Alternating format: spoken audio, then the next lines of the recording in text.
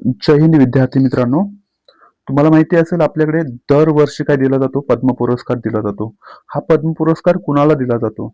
बघा, अशा आपल्या देशातले काही व्यक्ती आहेत, जे देशासाठी आयुष्य झिजवतात. ओके. पण कशासाठी तर प्रसिद्धीसाठी नाही, तर फक्त ते आपलं काम करत राहतात. देश त्यांना काय देतो? पद्म पुरस्कार देतो. पद्म पुरस्कार हे काही गौरवाचं नाहीये, कर्तव्य ते काय आहे, तर कर्तव्यपूर्तीचं काय आहे, तर प्रतीक आहे. लक्षात ठेवा. म्हणजे हे पुरस्कार टायटल नसून सेवेला दिलेली एक काय आहे, ती ओळख आहे. म्हणून आपल्याकडे जो पद्म पुरस्कार दिला जातो आता 2026चा आजच दिलेला आहे पूर्वसंध्येला. म्हणजे 26 तारखेच्या जेव्हा 26 जानेवारी आपल्याकडे असतो गणतंत्र दिवस, त्याच्या पूर्वसंध्येला काय दिला जातो? आदल्या दिवशी काय दिला जातो? आपल्याकडे पद्म पुरस्कार दिला जातो.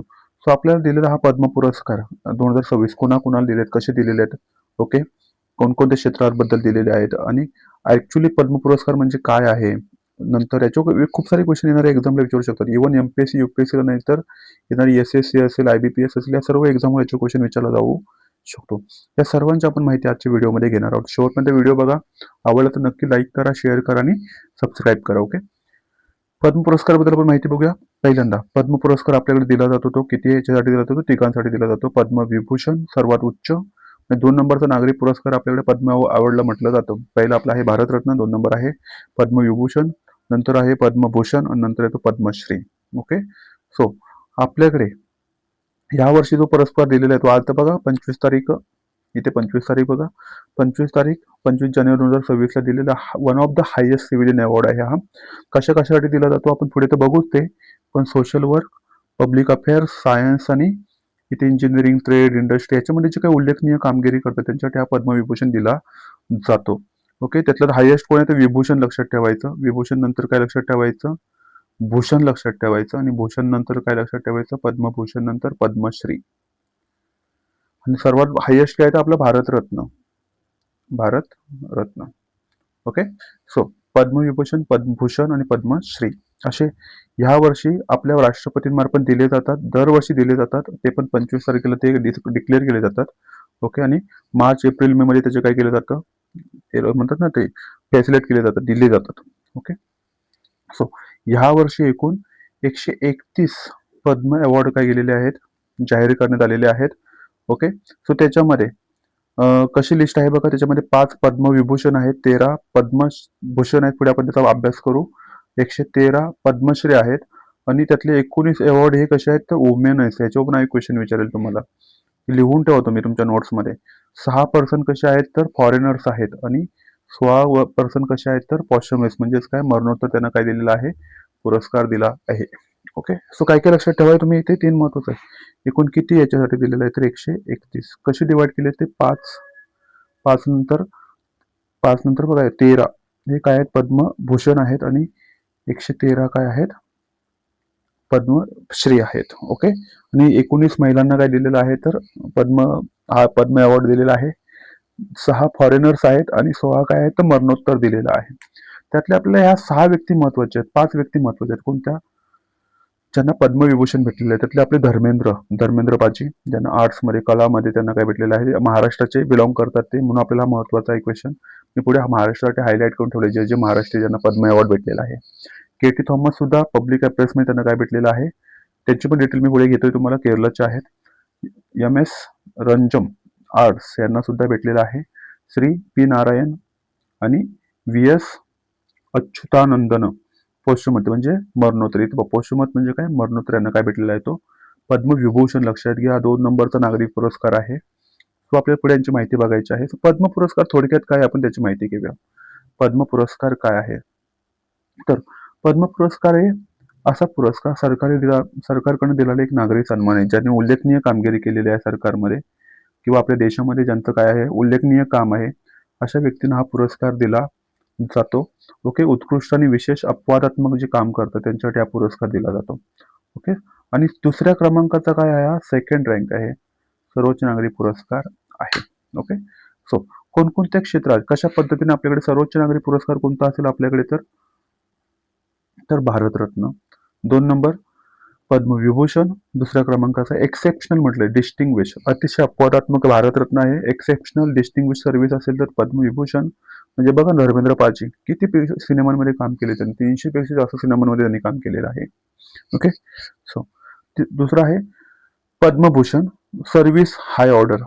पद्मश्री कोणासाठी डिस्टिंग्विश सर्व्हिस दिली जाते, म्हणजे थोडंसं रँकिंग नुसार लक्षात ठेवा. भारतरत्न आहे, पद्मविभूषण, पद्मभूषण आणि पद्मश्री. ओके.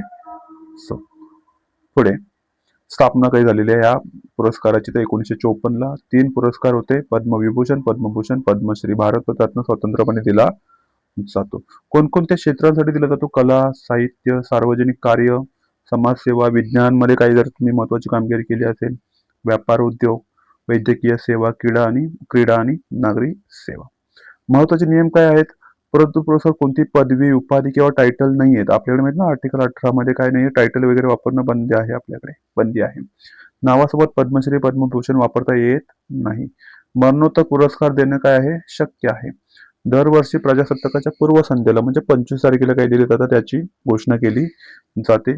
आणि हे कोण प्रदान करतात? आपल्याकडे राष्ट्रपती प्रदान करतात. महत्वाचे every each and every point एक्झामसाठी महत्वाचं आहे तुम्हाला. निवड प्रक्रिया कशी केली तर आपल्याकडे समिती असते पंतप्रधानांच्या नेतृत्वाखाली. ते लोक काय करतात? मग ते नॉमिनेशन घेतात आणि त्याच्यातून काय करतात? सिलेक्ट करतात. अंतिम मंजुरी कोणाची मान्यता गरज असते? राष्ट्रपतींची मान्यतेची गरज असते.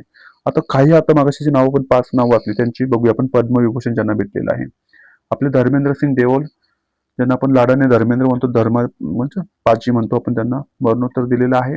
महाराष्ट्राचे बिलॉंग आहेत ते. हिंदू सृष्टीपती सुपरस्टार सिनेमा होते बघा, सुपरस्टार अभिनेते होते.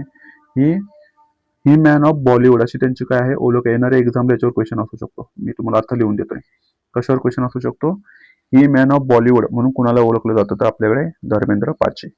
अभिनय कारकीर्द काय आहे त्यांची?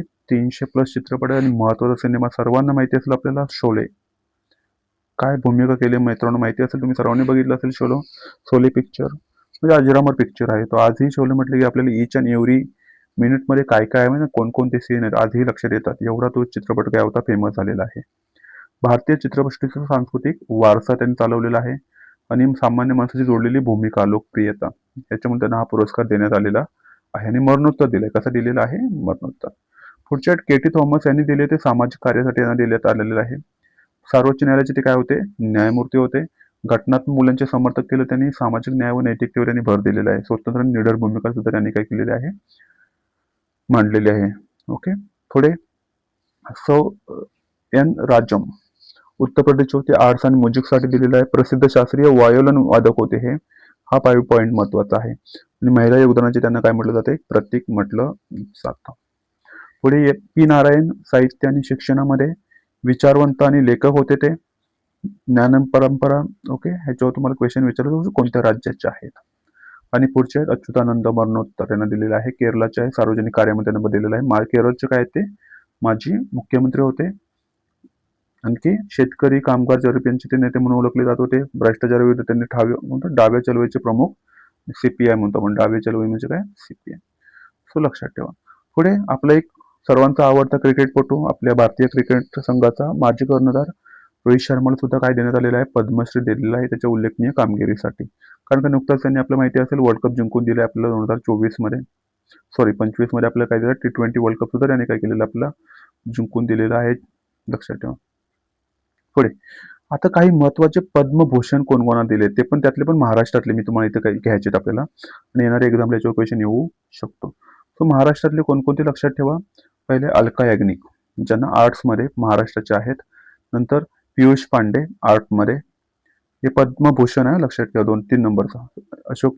उदय कोटक ट्रेड आणि इंडस्ट्री बिझनेसमध्ये. श्री विजय अमृतराज स्पोर्ट्समध्ये देण्यात आलेला आहे. पुढे अर्मिदा फर्नांडिस मेडिसिन मध्ये देण्यात आलेला आहे. श्री अशोक खाडे ट्रेड अँड इंडस्ट्रीमध्ये. तुम्हाला ह्याच्यावर क्वेश्चन विचारणार आहे कशा संदर्भात होते त्यांचं व्यक्ती कार्य, कशा संदर्भात होतं. नंतर म्हटलंय बिकल्या लढाक्या डिंडा आर्ट्स मध्ये देण्यात आलेला आहे. मध्ये नाहीये. पुढे बघूया. महाराष्ट्र बघा इथे श्री माधवन रंगनाथन आर्ट्स मध्ये देण्यात आलेला आहे. ह्याच्यामध्ये पण नाही महाराष्ट्राचं नाव. इथे आहे बघा श्री रघुवीर तुकाराम खेडकर आर्ट्स मध्ये देण्यात आलेला आहे. श्री रोहित शर्मा स्पोर्ट्स आपले नागपूरचं आहे त्यांचं जन्मगाव म्हणून त्याचं इथे नाव आहे महाराष्ट्र म्हणून. रोहित शर्मा स्पोर्ट्ससाठी देण्यात आलेला आहे. श्री सतीश शहा मरणोत्तर दिलेलं आहे. आर्ट्समध्ये आहे. श्री सत्यनारायण नुवाल ट्रेड आणि इंडस्ट्रीसाठी देण्यात आलेला आहे. अजून एक महत्वाचं आहे श्री श्रीरंग देवबा लाड ऑदर्स ॲग्रिकल्चर संदर्भात आहे, महाराष्ट्रामधले आहेत. सो अशा पद्धतीने महत्वाचे काय आहेत आपल्याकडे हे 131 पद्म अवॉर्ड ज्यांना भेटलेले आहेत. तुम्ही येणाऱ्या एक्झामला याच्यावर क्वेश्चन विचारले जातात. स्पेशली जे महाराष्ट्र एमपीएससी करणारे विद्यार्थ्यांना मेन्सला येणाऱ्या एक्झामला क्वेश्चन विचारला जाऊ शकतो. येथे लक्षात ठेवा हरमनप्रीत कौर सुद्धा हिला सुद्धा काय देण्यात आलेलं आहे तर पद्मश्री देण्यात आलेला आहे. एक नाव लक्षात ठेवा तुम्ही. आणि महाराष्ट्रातले कोणकोणते आहेत. धर्मेंद्र पाजी लक्षात ठेवा. निवड प्रक्रिया कशी केली जाते. नंतर महत्वाचे नियम वैशिष्ट्ये काय काय आहेत. पद्म पुरस्कार देण्याची कोणती क्षेत्र आहेत. कधी झालेली आहे स्थापना. पद्म पुरस्कारचे प्रकार. पद्म पुरस्काराबद्दलची माहिती. ओके. आणि लेटेस्ट 131, 5, 13 आणि 113 लक्षात ठेवा. 19 आकडे लक्षात ठेवा. 6 आणि 16 मरणोत्तर. आणि आपले हे 5 तुम्हाला माहिती असलेच पाहिजे. आणि कोणतं फील्ड आहे त्यांचं. ओके मित्रांनो, धन्यवाद. व्हिडिओ आवडला असेल तर नक्कीच लाईक करा, शेअर करा आणि सबस्क्राईब करा. धन्यवाद.